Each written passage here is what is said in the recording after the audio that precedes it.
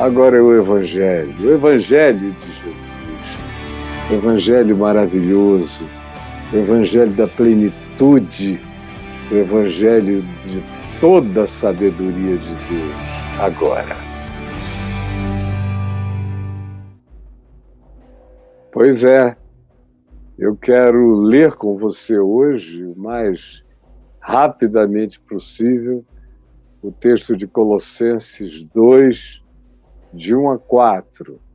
Colossenses 2, de 1 a 4, sobre fé e ciência como sendo dons de Cristo.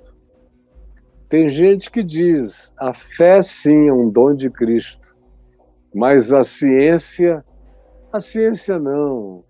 A ciência é uma coisa mundana e é fantasticamente ridículo o que o cristianismo, especialmente o cristianismo, conseguiu fazer com a ciência, transformando a ciência numa inimiga de Deus, adversária de Cristo, adversária do Evangelho.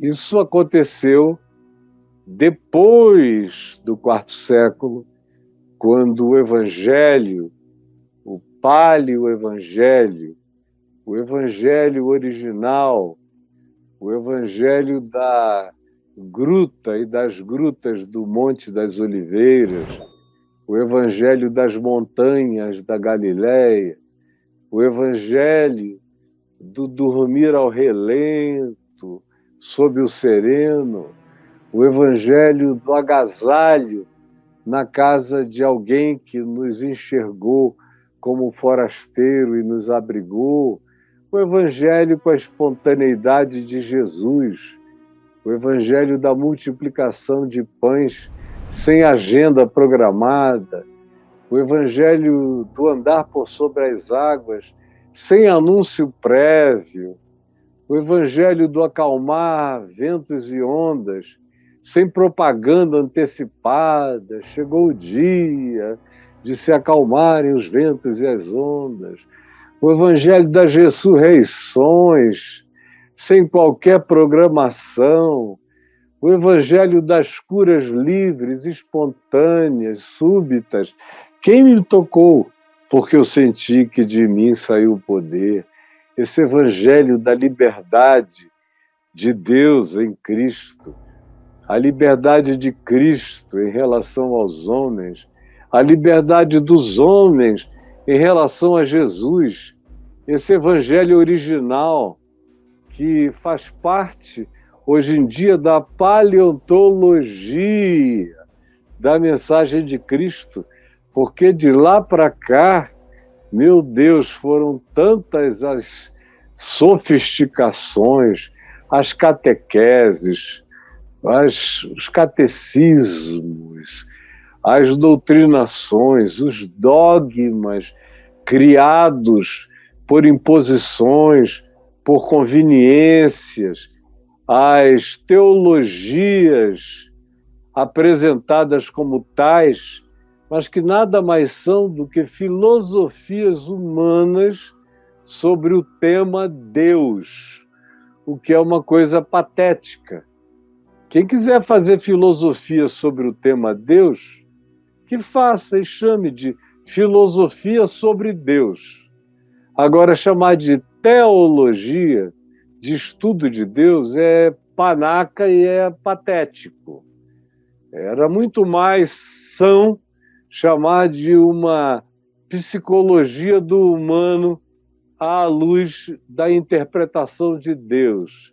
Mas é muito mais uma psicologia, uma filosofia do que teo, que é Deus, logia, que é o logos de Deus, a lógica de Deus, a razão de Deus.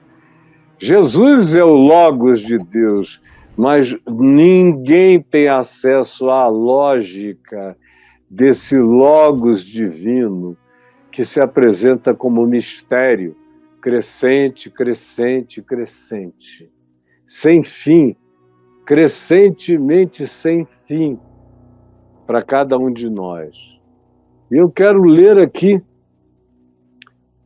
antes devo prosseguir só um pouquinho mais, dizendo que essa dicotomia entre evangelho de um lado e ciência do outro foi desenvolvida no curso de centenas e alguns milhares de anos. Desde que Constantino formalizou aquele grupo de fé que eram os discípulos de Jesus e o chamou de cristianismo, e os institucionalizou, e os encheu de poder, de riquezas, de isenções de impostos, que lhes deu autoridades, privilégios, capacidades de mediar recursos, de modo que quem queria vantagens, pagar menos imposto, se convertia, era batizado. Dependendo do cargo, o indivíduo tinha total abstenção de qualquer que fosse o compromisso de pagamento de imposto. E privilégios de realezas. Foi aí nesse tempo que o evangelho, que não tinha organização, que só vivia de afirmação, Deus é Pai porque Jesus chamou Deus de Abba. Deus é Filho porque Jesus se chamou de Filho do Homem e aceitou quando disseram: tu és o Filho de Deus. E foi condenado por essa afirmação feita por outros e silenciada por eles, mas era o bastante para ser considerada blasfêmia. Falava-se no Espírito Santo, mas não era a terceira pessoa de uma trindade. O Novo Testamento não conhece essa palavra trindade. Fala do amor do Pai, da graça do Filho, do poder do Espírito Santo, de um só Deus nessas manifestações que estão presentes desde o Velho Testamento. No Velho Testamento, Isaías chama Deus de Pai. Também no Velho Testamento existe o Filho do Homem. Ou nos Salmos, o filho de Davi, que era considerado o Messias. O Espírito de Deus, mencionado no Velho Testamento, e em Isaías também, de Espírito Santo. No Novo Testamento a mesma coisa, mas sem nenhuma doutrinação, nenhum triângulo, nenhum olho no meio, nenhuma tentativa de explicar a coadjuvância ou não dos três partícipes, sendo um só, dando um nó na cabeça humana, porque é inconcebível para qualquer lógica humana que três distintos sejam um, quando na realidade Jesus não tentou explicar isso. Ele disse: eu e o Pai somos um. E disse: o Pai vai mandar o Espírito Santo, que é meu, que fala de mim, da minha parte, que é o meu Espírito, que vai ensinar vocês todas as coisas. Eu amo vocês, peçam em meu nome.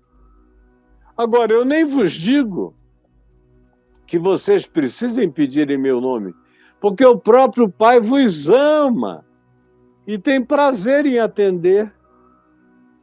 E o Espírito Santo é dado a todo aquele que pede. Pai, me dá o Espírito Santo. E o Pai dá o Espírito Santo, porque ele é bom. Ele não é do tipo de pai que, se o filho pedir um pão, ele dá uma pedra. Se pedir um ovo, ele dá uma serpente. Não. É até aí que o Novo Testamento vai. E os apóstolos, eles sabem que a manifestação do Espírito Santo é a manifestação do Cristo vivo, ressuscitado. Que a presença do Espírito Santo é a presença do Pai no coração de todo ser humano. e que a presença do Pai no coração de todo ser humano é equivalente à presença do Filho, porque ele disse que onde o Pai está, ele e o Pai são um, e diz para que eu e o Pai habitemos em vós, que já são habitados pelo Espírito Santo. A habitação do Espírito Santo é a habitação do Pai e do Filho, acerca de quem Jesus disse, eu e o Pai somos um. E Paulo diz, ora, o Espírito é o Senhor. E aonde está o Espírito do Senhor, aí a liberdade. De modo que essa tentativa de triangular Deus, de criar uma trindade elaborada, tudo isso já é filosofia grega aplicada. E daí em diante é uma multidão de sofisticação, de dogmas, de tudo o que os homens chamavam de ciência, mas prestem atenção, ciência baseada na filosofia dos gregos. Nos 2 primeiros séculos, os gnósticos tiveram um papel muito forte em algumas alas da igreja, mas eles foram caindo num estado de heresia desprezada.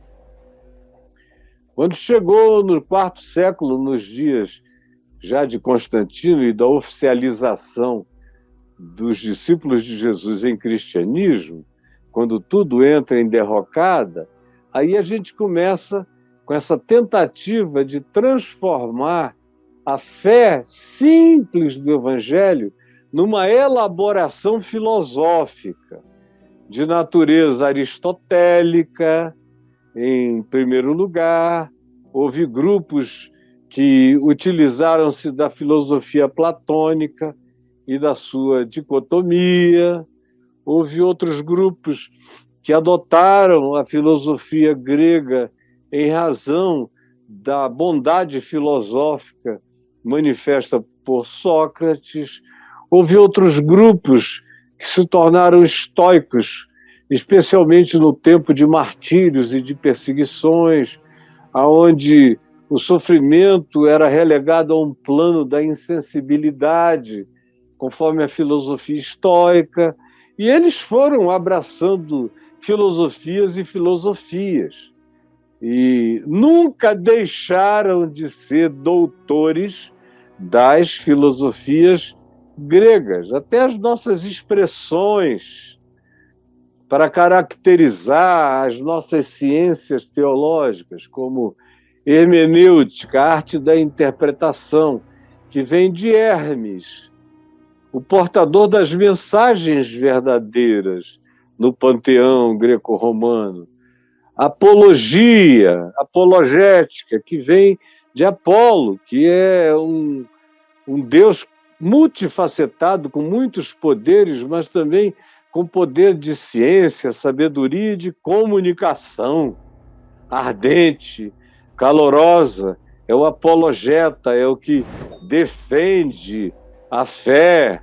E aí você pode ir andando, que você vai encontrando uma quantidade grande de expressões que vêm da filosofia grega, absorvidas no rol de etimologias e de expressões e de semânticas e de conotações cristãs, a ponto de que, por exemplo, houve um tempo, e até hoje ainda tem muita gente assim, que acha que só consegue entender a mensagem do Evangelho quem sabe grego. Vocês imaginem só, o reducionismo de um Deus que falou a palavra original em aramaico, mas como o grego era a língua da filosofia, transcreveram tudo para o grego para ser mais universal a leitura, e depois de um tempo o grego passa a ser a língua sem a qual ninguém entende nada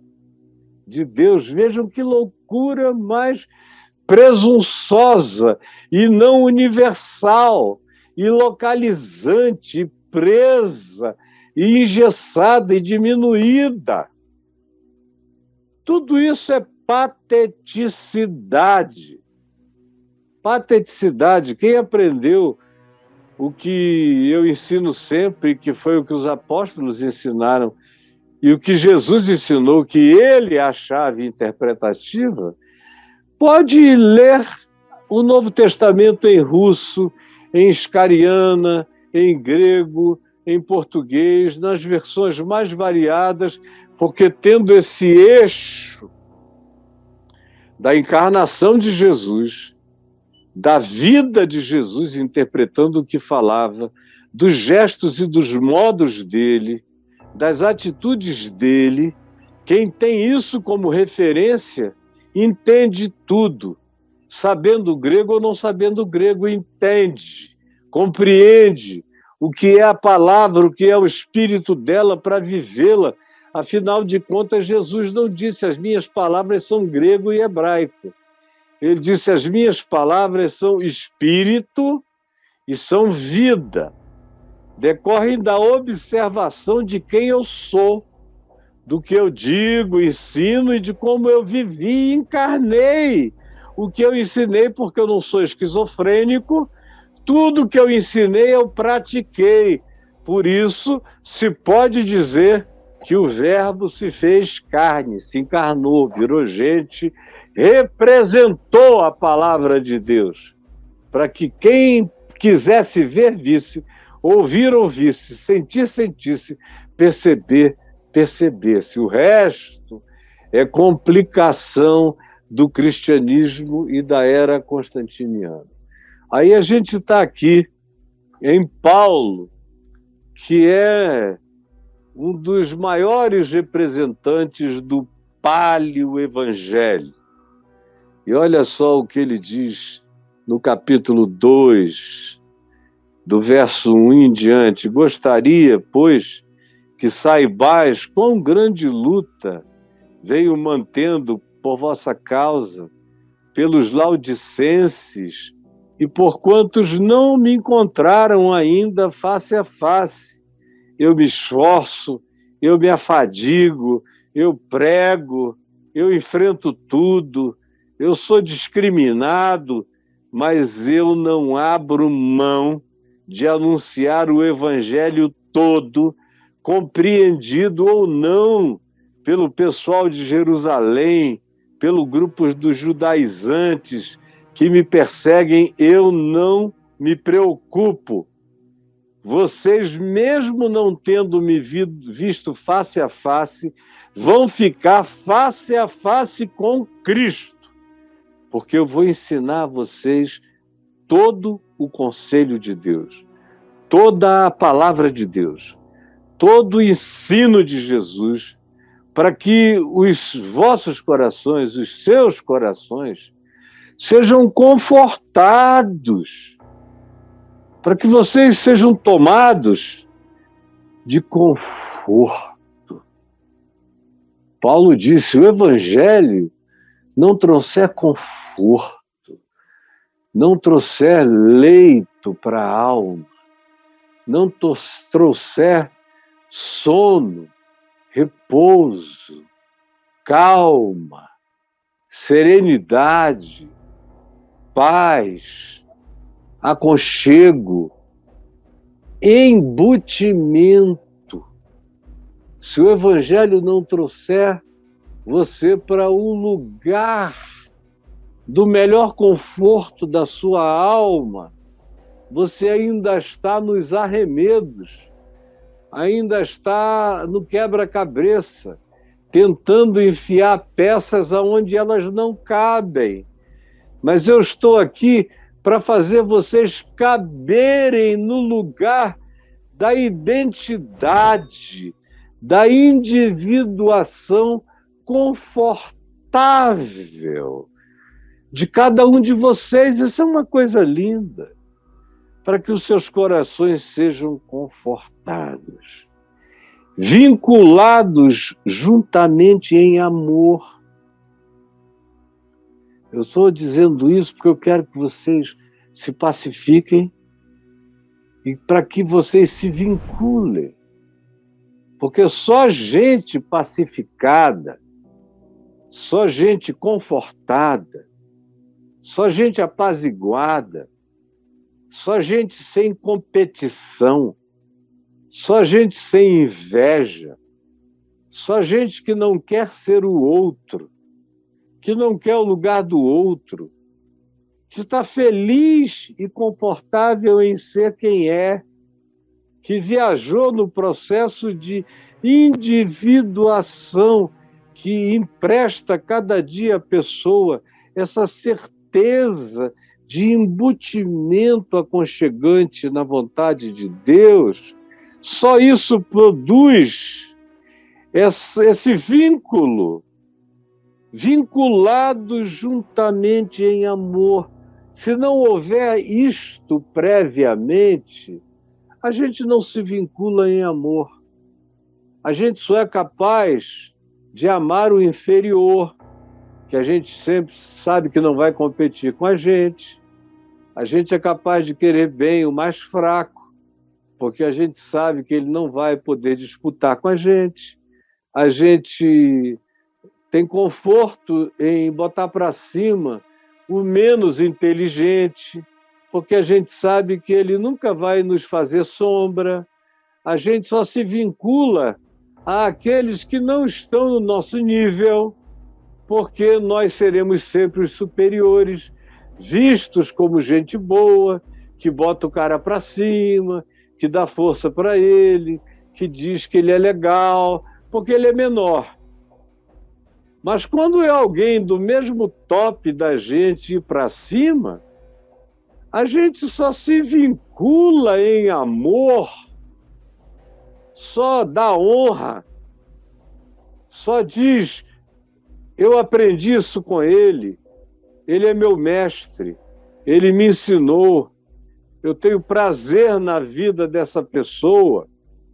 Só diz assim, sendo essa pessoa aquela que nos é superior no saber, na experiência, no tempo de dedicação, na vida, na entrega, na consagração, na consciência, na sabedoria, no entendimento. Se você tiver se tornado uma pessoa confortada em amor, que está feliz com você mesmo, você mesma, no seu lugar, que não ambiciona estar no lugar de ninguém, nem ser como ninguém, que sabe que o melhor de você está em você e não da absorção e na imitação de quem quer que seja, que a sua melhor versão está por se manifestar quando você destravar e desbloquear todo o potencial de você mesmo, crescendo em conforto, feliz diante de Deus, por todo dia abraçar mais e mais a serenidade da descoberta de quem você é e na direção do que você, pessoalmente, na sua individuação, está evoluindo em Deus, desenvolvendo a sua salvação com temor e tremor. Quando você atinge isso, aí você não tem mais essa história de só dar força para o mais fraco, porque não tem competição. Eu vejo muita gente que só enche a bola do mais fraco, mas daquele que ensinou para ele tudo que ele sabe, meu Deus, se ele puder apagar aquele nome, esquecer aquele nome, saltar aquele nome, omitir aquele nome, dizer a mesma coisa que a outra pessoa diz, mas sem dizer que aprendeu há anos e anos e anos, repetidamente com aquela pessoa, é assim que acontece. Por isso, esses vínculos de suposto amor, na maioria das vezes, só acontecem do maior para o menor e do menor para o maior. Mas de um igual para com outro igual, ou para alguém que ele considere superior no saber, no conhecimento, na experiência, na espiritualidade do que ele faz tudo para arriscar aquele nome da história, para nem mencionar, embora muita gente saiba o que esteja acontecendo, e é vergonha alheia, mas tem gente que é assim, que só se vincula em amor nessas condições, com o inferior ou com o muito mais elevado, mas no mesmo nível. Não há amor, porque há inveja, há perigo de que os outros vejam que tudo que eu sei eu aprendi com outrem, e aí não tem vínculo em amor. Sem esse conforto da individuação, não existe vinculação em amor, não importa o nível, não importa com quem seja, não importa se ele sabe mais, muito mais, ou menos, muito menos. E mais, Paulo diz, eu me esforço, mantenho o meu compromisso e a palavra para que vocês todos conheçam, tenham acesso, todos, à riqueza da forte convicção de entendimento. Eu acho isso maravilhoso. A riqueza da forte convicção de entendimento. A riqueza da forte convicção de entendimento. Você se pacifica, encontra seu embutimento, seu conforto.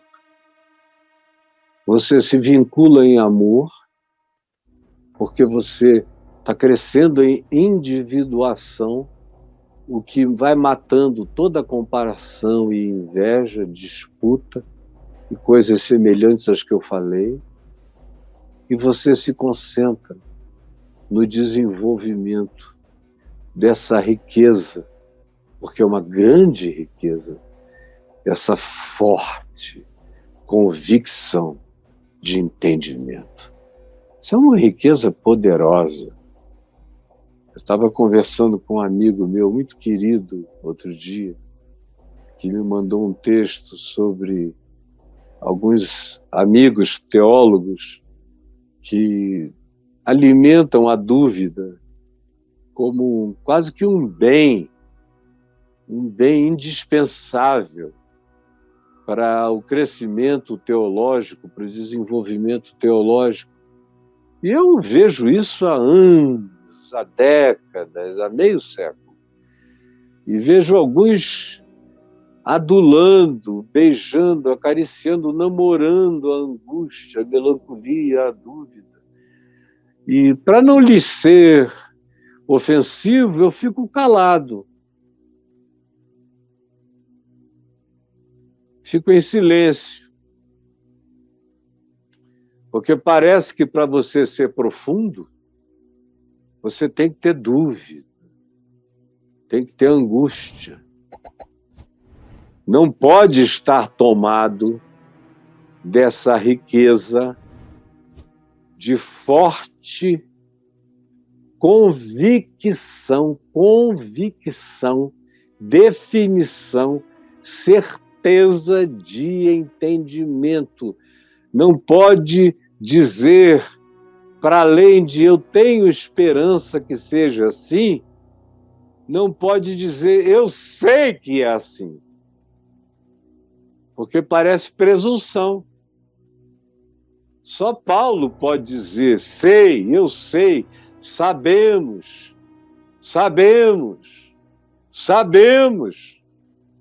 Ele vai parando de dizer cremos, esperamos, e vai cada vez mais afirmando no eu sei, nós sabemos, é assim, porque ele cresceu numa forte convicção de riqueza, de entendimento, onde a dúvida é banida.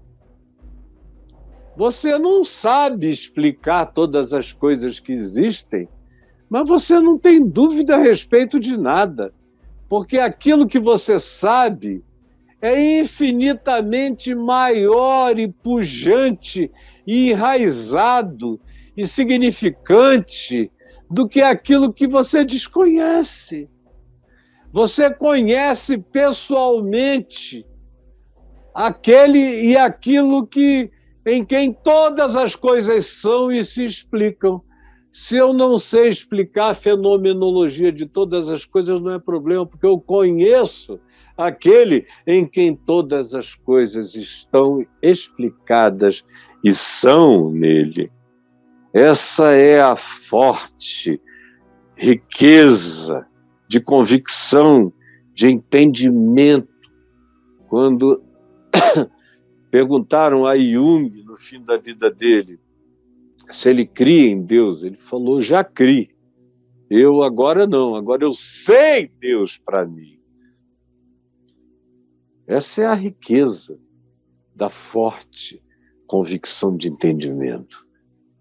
Agora, isso só acontece se você faz essa viagem de não querer se comparar com ninguém, encontrar o seu conforto, se você não tem medo da superioridade de ninguém, se você reconhece a sabedoria de Deus no outro, em quem você aprendeu, que tem mais experiência que você não nega as fontes do saber que Deus usou para te iluminar, porque você pessoalmente cresce dia a dia nessa riqueza, dessa forte convicção de que o que você sabe, que o que é seu, que entrou em você ninguém arranca, e que o tempo não vai diminuir, e que não depende de emoção nem de sentimento. É uma riqueza de convicção, vem da fé, que é a convicção de coisas que se esperam e a firme convicção de fatos que se não veem. Firme convicção de entendimento. Eu sei para mim e ninguém arranca. E aí, Paulo prossegue afirmando, além dessa forte convicção de entendimento, ele diz, para compreenderem, para que vocês compreendam plenamente o mistério de Deus, que é Cristo. O mistério de Deus não são buracos de minhoca, nem buracos negros, nem a antimatéria, nem a matéria negra. Não. O mistério de Deus é Cristo, em quem todos os universos existem. Em Cristo. Nele, tudo que existe, todos os cosmos, todas as dimensões, todas as criaturas, nele subsistem. Se ele parasse de respirar a vida no universo, nos cosmos, nas dimensões, para as criaturas, para os multiversos, alimentem-se elas de que natureza de vida alimentem-se. Sejam elas de que natureza de energia elas sejam. Todas elas se alimentam dessa força essencial, desse poder, dessa vida que se entregou para criar. É a imagem do Cordeiro imolado, do Cristo que se esvaziou antes da fundação de todas as coisas, e é no vazio de Deus, é na entrega, no sacrifício, é no esvaziamento daquele que, sendo Deus, não julgou como usurpação ser o próprio Deus, que Big Bang, que tudo explode, que todas as criaturas, em todas as criações, em todos os tempos de criação, foram criados. Esse é o mistério. É Cristo. A natureza do universo é espiritual. Todas as coisas, até aquilo que a gente chama de matéria, subsiste na natureza do Espírito Criador de todas as coisas. E Paulo diz, em quem? Em Cristo, o mistério de Deus em quem todos os tesouros, todos, tudo que os antigos chamavam de tesouros, de sabedoria, o que os povos antigos, os astecas, os maias, os incas, os egípcios, os hititas, os etíopes antigos, os fenícios, os assírios, os persas, os gregos, todos os que desenvolveram ciências, os árabes muçulmanos do século X, XI, XII, XIII, que desenvolveram muita astronomia e ciência, tudo que se desenvolveu depois, todas as percepções de Galileu Galilei, de Copérnico, dos grandes hereges do conhecimento proibido pela religião, de Isaac Newton, de todos os que vieram depois, de todos os alquimistas procurando entender o que depois veio a ser revelado num sonho, como a tabela periódica, que está aí só crescendo em novos minerais e recursos que vão sendo descobertos até fora do planeta e agregados à tabela. Tudo que a gente sabe, todas as ciências, todas as tentativas de compreensão anatômica, tudo que vem sendo feito desde milhares de anos antes de Cristo e até os nossos dias, até a fissão atômica, até a descoberta de um outro mundo, muito mais complexo do que o do universo exterior e visível, que é esse mundo da mecânica quântica, que é um mundo que poderia ser chamado de mágico, de milagroso, que choca todas as leis da fixidez, da permanência, que é alimentado por uma absoluta impermanência, onde tudo é mutante e mutável o tempo todo. Tudo isso existe nele, foi criado nele, todos os saberes, todas as riquezas, como diz Tiago, irmão de Jesus, porque toda boa dádiva, todo dom perfeito vem do alto, descendo do Pai das luzes. Vem do alto todo dom do Pai das luzes. Toda a ciência vem do Pai das luzes, em quem não pode haver nem mudança, nem sombra de variação. Está aí, criou tudo para ser descoberto, para ser estudado.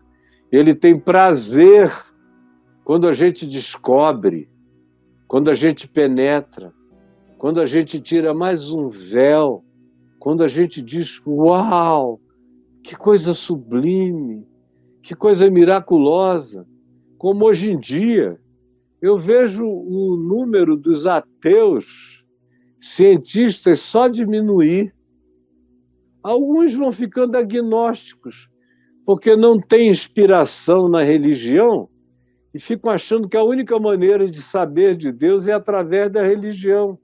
Enganados que estão, porque com um pouco de orientação eles iriam saber que a Bíblia de Deus está escrita no universo todo e que as suas palavras escritas na criação, como diz o Salmo 19, são ouvidas e entendidas por quem nunca ouviu um som da sua voz, nunca leu um texto da sua lavra divina, mas suas palavras são ouvidas até os confins da terra, onde ele fala com os corações dos homens, todas as sabedorias.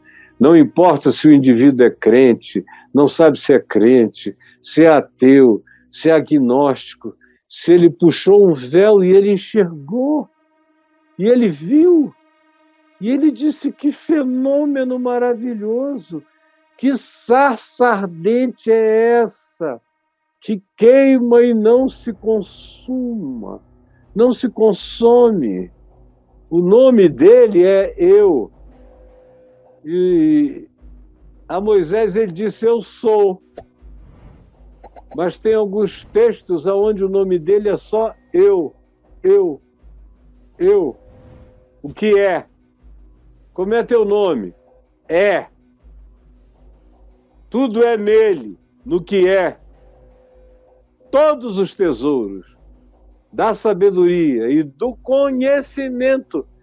Conhecimento é o que se pode aprender, é o que se pode cavar, escavar, pesquisar, abrir, procurar, discernir.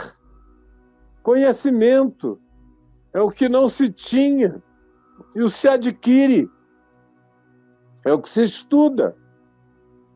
Às vezes vem por uma revelação, na maioria das vezes vem por muita transpiração, pensamento, estudo. Eu, por exemplo, quando me converti, olhei para trás e vi que eu tinha perdido muito tempo na vida. Mas eu queria ter todos os tesouros da sabedoria e do conhecimento. E os primeiros anos da minha vida, eu botei o joelho no chão, jejuei e orei. E todo mundo que conviveu comigo na minha casa sabe que eu vinha falar em línguas sem querer, sem buscar, profetizar sem buscar, orar por doentes que ficaram curados, muitos e muitos, sem nunca achar e divulgar qualquer coisa dessas, porque eu só tinha uma oração: Senhor, me dá discernimento, sabedoria e conhecimento. Era só o que eu pedi, eu quero discernimento para não ser enganado. Eu quero sabedoria para mergulhar no que tu chamas vida, prosperidade, saúde humana, mental. E eu quero conhecimento para entender tudo que eu puder da tua criação, da tua elaboração, dos teus pensamentos criadores, que estão manifestos nas coisas que tu criaste, de modo que quanto mais se entende a criação, mais se vê as lógicas do Criador e até as não lógicas do Criador, porque esse universo não é feito de lógicas, mas também de não lógicas fenomenológicas. E eu quero conhecer as lógicas e as não lógicas, me ensina. E os primeiros 10 anos foram com essas orações e leitura, uma avidez louca para ler de tudo. Logo eu fui vendo que a teologia era muito parca. A melhor teologia ainda era muito pobre. Ainda era muito análise de textos, exegese, hermenêuticas muito vinculadas à sabedoria grega, e eu queria era conhecimento mesmo. Eu queria entrar no âmago, no intestino, na natureza das coisas. Fui deixando cada vez mais a sabedoria de letras e mergulhando na sabedoria que podia ser experiencialmente provada, misticamente experimentada, cientificamente detectada, guardada, como lógica, como um sistema de saber que ia fazendo bem e dilatando a minha compreensão para que eu conhecesse a largura, o comprimento, a altura e a profundidade dessas realidades todas da criação. Realidades essas que estão todas ocultas em Cristo Jesus. Quanto mais eu aprendo de Cristo. Por exemplo, depois que eu comecei a estudar mecânica quântica há algumas décadas atrás, a minha leitura do Evangelho mudou profundamente.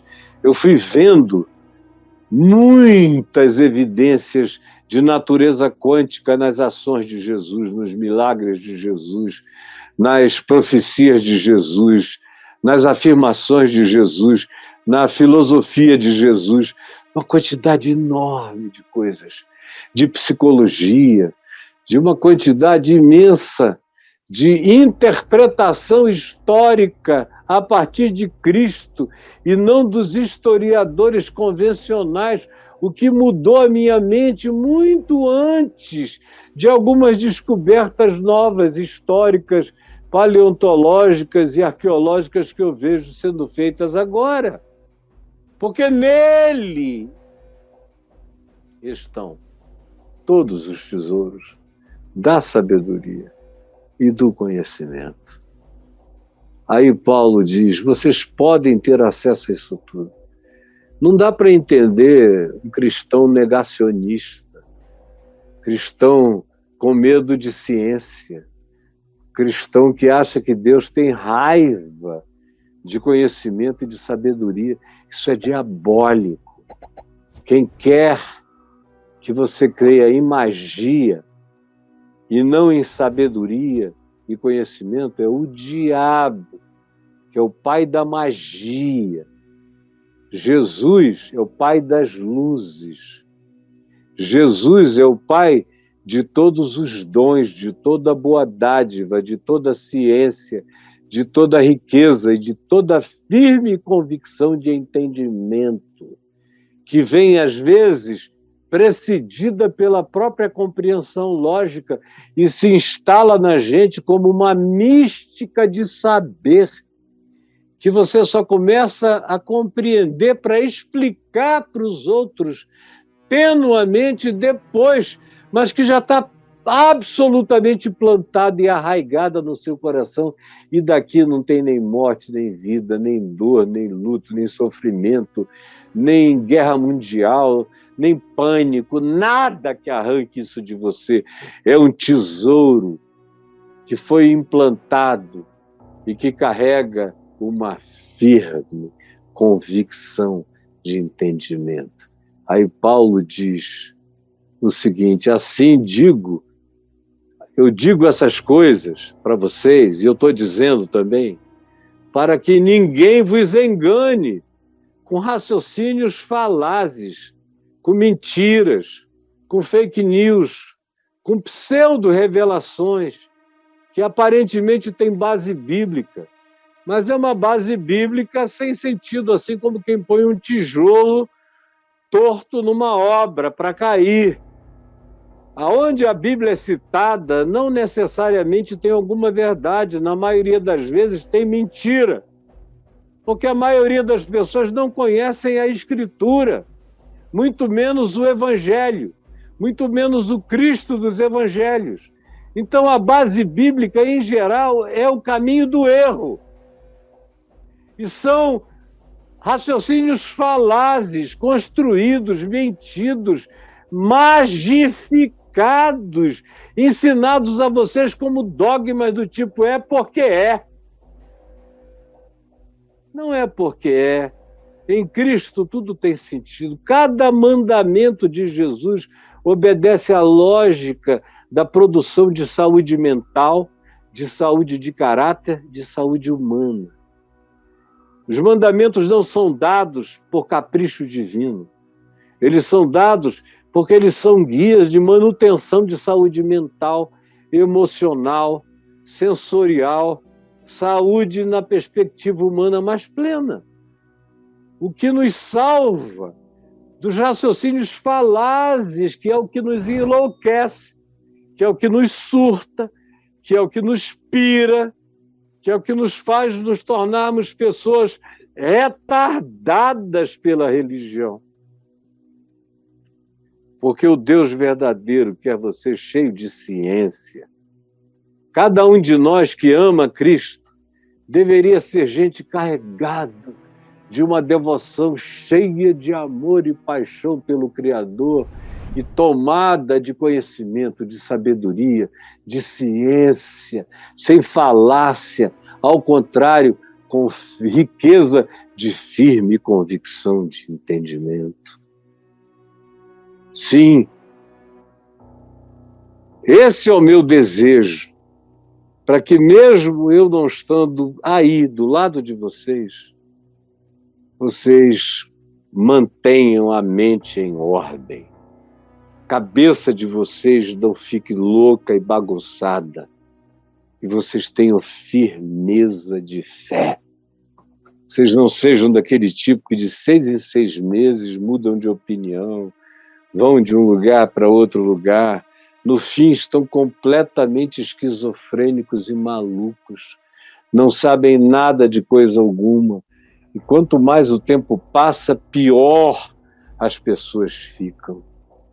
Jesus, eu podia falar para sempre, mas eu quero pedir que essa tua palavra tenha chegado no coração de alguém, de alguns, e que alguns aqui tirem esse véu da burrice, da ignorância, da viseira, da tapadeira, desses que nos querem ver andando guiados pelas mãos de outros cegos, caindo em buracos profundos, levados de negacionismo em negacionismo, de falácia em falácia, a buracos dos quais muita gente, em caindo, não consegue mais sair. Por favor, ajuda-me a ser uma voz de cura, de lucidez, uma voz do Pai das luzes, em quem não pode haver nem mudança, nem sombra de variação. É o que eu te peço em nome de Jesus. Amém e amém.